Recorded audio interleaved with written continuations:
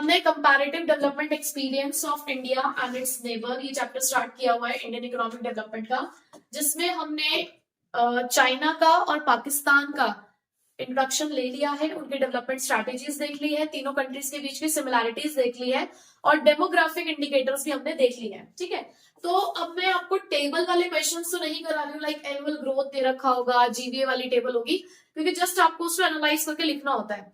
तो अब इसके अलावा जो दूसरे क्वेश्चंस होते हैं वो डिस्कस करेंगे, जिसमें एक हमारा क्वेश्चन है, why are there less number of people employed in agriculture in China. देखो, अगर इंडिया के बारे में हम चैप्टर नंबर 1 से जानते आए हैं, इस बुक में हम बुक का नाम ही क्या है, इंडियन इकोनॉमिक डेवलपमेंट। तो इंडिया के बारे में बताने की बिल्कुल भी कोई जरूरत नहीं है, क्योंकि अब तक हम फर्स्ट चैप्टर से लेके लास्ट चैप्टर तक पहुंच चुके हैं और अब तक हम इंडिया के बारे में ही बात करते हुए आए हैं इस बुक के अंदर। तो फर्स्ट चैप्टर ने हमें इंडिया के बारे में ये बताया था कि इंडिया में जो एग्रीकल्चर सेक्टर है उसमें मेजर प्रोपोर्शन ऑफ पॉपुलेशन लगा हुआ है। लेकिन वहीं पे जब हम उसके नेबर चाइना का कंपैरिजन देख रहे हैं तो चाइना के अंदर एक सवाल उठता है कि वहां एग्रीकल्चर के अंदर लोग कम क्यों लगे हुए हैं, उसके रीजंस क्या है। तो उसका पहला रीजन तो ये है कि चाइना और पाकिस्तान के पास ज्यादा पॉपुलेशन ऐसी है जो अर्बन पॉपुलेशन है, यानी कि जो अर्बनाइजेशन है। जब हमने अभी पीछे डेमोग्राफिक इंडिकेटर्स भी पढ़े तो हमने वहां पे भी ये पढ़ा था कि चाइना और पाकिस्तान का जो अर्बनाइजेशन था वो इंडिया से ज्यादा था। तो दैट मीन्स वहां पर जो पॉपुलेशन है वो अर्बन पॉपुलेशन ज्यादा देखने को मिलती है। और चाइना के अंदर कल्टीवेशन के लिए जो एरिया चाहिए या फिर जो क्लाइमेट कंडीशन चाहिए, जो फिजिकल अरेंजमेंट्स चाहिए वो कम है, यानी कि कल्टीवेशन के लिए जो एरिया है वो भी चाइना के अंदर इतना नहीं है। इस वजह से भी एग्रीकल्चर में लोग वहां पर कम काम करते हैं। और अगर देखा जाए तो सिर्फ 10% वहां पर कल्टीवेबल लैंड है, यानी कि जिस एरिया में कल्टीवेशन किया जा सकता है, यानी कि जो फेवरेबल कंडीशंस हैं कल्टीवेशन के लिए, वो सिर्फ 10% एरियाज में ही है, जो कि इंडिया के 40% ऑफ इंडिया के लैंड के बराबर है। मतलब इंडिया के अंदर जो फर्टाइल लैंड है ना वो बहुत ज्यादा है। इंडिया के अंदर वो फेवरेबल क्लाइमेट कंडीशंस भी हैं जो एग्रीकल्चर करने के लिए जरूरी होती है, बट चाइना में वो चीज नहीं है। तो ये भी एक रीजन है कि क्यों वहां पे एग्रीकल्चर का काम इतना ज्यादा नहीं होता है। उसके अलावा 1980s की अगर हम बात करें तो चाइना में भी ऐसा देखने को मिल रहा था कि 80% लोग जो थे चाइना के वो फार्मिंग पर डिपेंडेंट थे। भाई अपने जीने के लिए वो लोग भी फार्मिंग किया करते थे, जैसे कि अपने शुरुआती दौर में इंडिया ने किया था। उसके बाद गवर्नमेंट ने एनकरेज किया लोगों को कि आप फील्ड से बाहर आओ, यानी कि खेतों से बाहर आओ और अदर एक्टिविटीज के अंदर एंटर करो। यानी कि कौन कौन सी एक्टिविटीज, हैंडीक्राफ्ट्स में एंटर करो, कॉमर्स में एंटर करो, ट्रांसपोर्ट सिस्टम में जाओ, और भी इसके अलावा यानी कि जो सर्विस सेक्टर है, जो मैन्युफैक्चरिंग सेक्टर है, आप उसमें जाकर एंटर करो। उसके बाद जो प्रपोर्शन था वर्कफोर्स का जो एग्रीकल्चर में लगा हुआ था, इस वजह से 2018-19 में जाकर वो सिर्फ 20% तक रह गया था। देखो 1980s में जो चीज 80% थी वो 18-19 में जाकर कितनी हो चुकी थी, 26%। तो बहुत ही मेजर डाउनफॉल आया था एग्रीकल्चर सेक्टर में चाइना के अंदर। तो ये जो एग्रीकल्चर में जितने भी लोग काम कर रहे हैं वो 26% तक रिड्यूस हो चुके थे और कितना कंट्रीब्यूशन दे रहे थे, 7% का कंट्रीब्यूशन दे रहे थे। और ग्रेटर अर्बनाइजेशन तो शुरुआती दौर से ही चाइना में चल रहा था। तो ये रीजन है कि क्यों एग्रीकल्चर सेक्टर में चाइना के अंदर बहुत कम लोग हैं जो काम कर रहे हैं। ठीक है, तो अब नेक्स्ट टॉपिक हमें इसके अंदर कवर करना है ह्यूमन डेवलपमेंट इंडिकेटर्स। मैंने पूरी लिस्ट नहीं बनाई है, पूरी टेबल नहीं बनाई है, जो मेन चीजें थी वो मैंने यहाँ पर इसके अंदर सॉर्ट करके लिख दी है। अब ह्यूमन डेवलपमेंट इंडिकेटर्स होते क्या है, देखो ह्यूमन डेवलपमेंट इंडिकेटर्स होते हैं जो ये बताते हैं कि आपके जीडीपी का लेवल कितना है, आपकी कंट्री में जो लोग हैं वो बिलो पॉवर्टी लाइन कितने लोग रहते हैं, आपके यहाँ की लाइफ एक्सपेक्टेंसी क्या, आपके यहाँ पे रहने वाले लोगों की लाइफ एक्सपेक्टेंसी तो आप सब समझते होंगे ना कि क्या होता है, ऑन एन एवरेज एक पर्सन कितने साल तक जी सकता है। Infant mortality rates, maternal mortality rates, ठीक है। तो ये सब इंडिकेटर्स ये बताते हैं कि आपकी कंट्री का कितना डेवलपमेंट हो रहा है। Human development indicator, human development, वो नाम क्या बताते हैं कि आपके यहाँ पे रहने वाले लोगों का डेवलपमेंट देखा जा रहा है। और अगर आप किसी कंट्री में रहने वाले लोगों का डेवलपमेंट देख रहे हो तो भाई सबसे पहले देखोगे वहां पे लोग कितना कमा रहे हैं, और कितना कमा रहे हैं हमें कैसे पता चलेगा कि कंट्री कितना कमा रही है।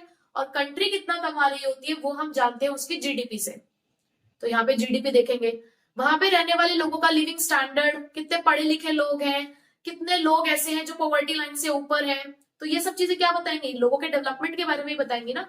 तो उनमें से कुछ इंडिकेटर्स मैंने यहाँ पर लिखे हुए हैं, तो देखते हैं जरा वन बाय वन उन्हें।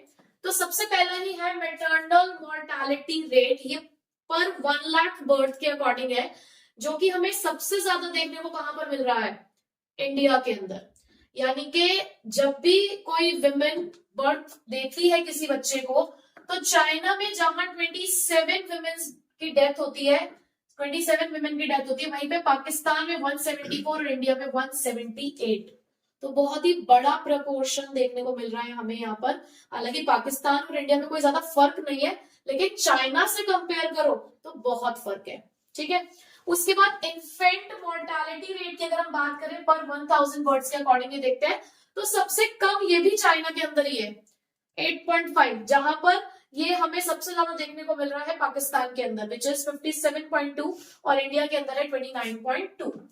लाइफ एक्सपेक्टेंसी एट बर्थ अगर हम देखें, जो कि ईयर्स में कैलकुलेट की जाती है, तो ये सबसे ज्यादा चाइना के अंदर ही है, 76.7, यानी कि यहाँ पे लोगों के जीने की क्षमता ज्यादा है। और सबसे ज्यादा कम हमें देखने को मिल रही है पाकिस्तान में 67.1 और इंडिया में 69.4। हालांकि इन दोनों के बीच में यहाँ पर भी मुझे कोई खास डिफरेंस देखने को नहीं मिल रहा है। उसके बाद मीन ईयर्स ऑफ स्कूलिंग अगर हम देखें, ये हमें सबसे ज्यादा देखने को मिल रहा है चाइना में और सबसे कम पाकिस्तान में। और उसके बाद इंडिया हमारा जो है वो मिडिल पोजीशन में ही है, बट फिर इन दोनों के बीच में कोई खास डिफरेंस नहीं है, तो यहां पर भी लीड कर रहा है चाइना। तो अगर सिर्फ अभी मैं इन 4 इंडिकेटर्स को ही देखूं, तो इन चारों इंडिकेटर्स में मुझे चाइना ही आगे लगा, ठीक है। अब तीनों कंट्रीज जो है वो improve drinking water sources provide कराती हैं अपनी पॉपुलेशन को, यानी कि पानी अच्छा मिलता है तीनों कंट्रीज में, चीजें इंप्रूव हो रही हैं। जीडीपी में भी अगर हम बात करें तो चाइना आगे है पाकिस्तान और इंडिया से, लेकिन अपने यहाँ की पॉपुलेशन को जो कि बिलो द पॉवर्टी लाइन थी, उन्हें ऊपर लाने में पाकिस्तान आगे जा रहा है। यानी कि अगर हम बीपीएल वाला इनका डेटा अगर देखें, तो पाकिस्तान धीरे धीरे अपने यहाँ पर रहने वाले लोगों को जो बिलो द पॉवर्टी लाइन थी उनको ऊपर लेकर आ रहा है, मतलब वहां पे थोड़ा सा सुधार हो रहा है। बट स्टिल ओवरऑल अगर हम देखें तो हम यही कहेंगे कि China is again moving ahead of Pakistan and India. कि वो कौन से लिबर्टी इंडिकेटर्स हैं जिसको चाइना इंक्लूड नहीं करता है, ठीक है। तो अभी जस्ट हमने एचडीआई यानी कि ह्यूमन डेवलपमेंट इंडिकेटर्स के बारे में पढ़ लिया, जिसमें मैंने अभी आपको बताया कि लिबर्टी इंडिकेटर्स के बिना एचडीआई इनकम्प्लीट है। तो अभी होते क्या है लिबर्टी इंडिकेटर्स, देखो लिबर्टी का मतलब क्या होता है, लिबर्टी की हम जब भी बात करते हैं तो लिबर्टी मीन्स फ्रीडम, आजादी। तो लिबर्टी इंडिकेटर्स बताते हैं the extent of democratic participation in social and political decision making, यानी कि आप अपने यहाँ पर रहने वाले लोगों को कितनी फ्रीडम देते हो कि वो डिसीजन मेकिंग में आपके साथ इन्वॉल्व हो सके। यानी कि लिबर्टी इंडिकेटर्स ये बताएंगे कि किसी भी कंट्री में रहने वाले लोगों का पार्टिसिपेशन, किस चीज में पार्टिसिपेशन, जो भी सोशल या पॉलिटिकल डिसीजन मेकिंग हो रही है उसके अंदर। अब जैसे कि कंट्रीज के अंदर इलेक्शंस होते हैं, तो क्या ये इलेक्शन भी एक तरीके का लिबर्टी इंडिकेटर रिप्रेजेंट नहीं करता कि हमारे पास ये अधिकार है कि आप अपनी कंट्री के लिए एक रिप्रेजेंटेटिव चूज करने वाले हो। भाई हमारी कंट्री का अगर कोई प्राइम मिनिस्टर है तो एक तरीके से हमारी कंट्री का रिप्रेजेंटेटिव नहीं है क्या? जो मोदी जी हैं वो अलग अलग कंट्रीज में जाकर हमारी कंट्री को ही तो रिप्रेजेंट कर रहे हैं। तो अपनी कंट्री के रिप्रेजेंटेटिव को चूज करने का राइट, उसको लेने का डिसीजन हमारे हाथ में है या नहीं है? तो yes, this is a part of liberty indicators. उसके अलावा जो भी अदर सोशल मैटर्स होते हैं उसके अंदर भी अपनी कंट्री की पॉपुलेशन को इंक्लूड करना। अब देखो ऐसा भी नहीं होता कि बिल्कुल आपको आजादी दे दी जाए कि हाँ ठीक है आपको जो करना है कर लो। यहाँ पे लिखा है द मेजर, यानी कि कितने हद तक, द एक्सटेंट मतलब किस हद तक हम डिसीजन मेकिंग पावर जो है या डिसीजन मेकिंग में उनको इन्वॉल्व करते हैं। अब क्या एग्जाम्पल्स हो सकते हैं इसके? The extent of constitutional protection given to the rights of the citizen। आपको पता है कि हमारी कंट्री के अंदर हमारे यहाँ के सिटीजन को कुछ राइट्स दिए हुए हैं, कुछ फंडामेंटल राइट्स है हमारी कंट्री के लोगों के पास, तो उनको प्रोटेक्शन दी हुई है कि अगर आपके किसी भी फंडामेंटल राइट्स का कोई उल्लंघन करता है तो आपका कॉन्स्टिट्यूशन आपको उस चीज की प्रोटेक्शन देता है, ठीक है।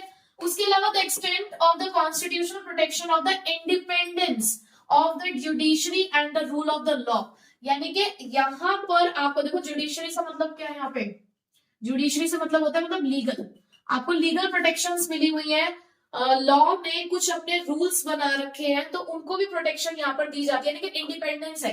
इंडिपेंडेंस का मतलब फिर से क्या हो गया, आजादी है, कि जो भी जुडिशरीज है या जो भी उनके रूल ऑफ लॉ है उनको भी कॉन्स्टिट्यूशनल सपोर्ट दिया गया है। तो ये कुछ हमारे लिबर्टी इंडिकेटर्स हैं जिसके बिना एचडीआई अधूरा है, क्योंकि जब हमारे पास आजादी नहीं होगी ना अपने काम को करने की, जब हमारे पास आजादी नहीं होगी तो हमारा डेवलपमेंट नहीं हो पाएगा। देखो बंद कर हम कुछ नहीं कर सकते, तो इसीलिए उन्होंने बोला कि चाइना बहुत सारे इंडिकेटर्स में हमसे आगे है, बट वो लिबर्टी इंडिकेटर को इंक्लूड नहीं करता, जो कि हमारी इंडिया इंक्लूड करती है। ठीक है, तो अभी हमने यहाँ पर एचडीआई वाला एक पार्ट कंप्लीट कर लिया है।